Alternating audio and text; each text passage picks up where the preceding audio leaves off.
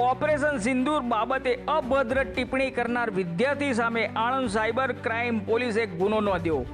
પહલગામ આતંકવાદી હુમલા બાદ ભારતે ઓપરેશન સિંદૂર અંતર્ગત કરેલ કાર્યવાહી બાબતે સોશિયલ મીડિયામાં કરી હતી પોસ્ટ।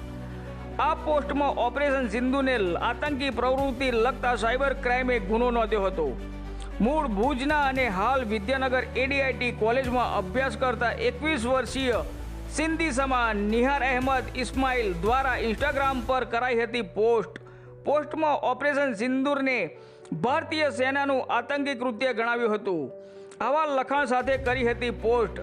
આણંદ એલસીબીની ટીમે આરોપીને ભુજથી ઝડપી પાડ્યો હતો। આરોપીને ઘટના સ્થળે સાયબર ક્રાઇમ અને એલસીબી દ્વારા રિકન્સ્ટ્રક્શન કરવામાં આવ્યું હતું। ભારતીય સેનાની જવાબી કાર્યવાહી પર આવી ટિપ્પણી કરતા વિદ્યાર્થી સામે સ્થાનિકોમાં રોષ વ્યાપેલો જોવા મળ્યો હતો। રિપોર્ટર અરવિંદ રાવલ, આણંદ।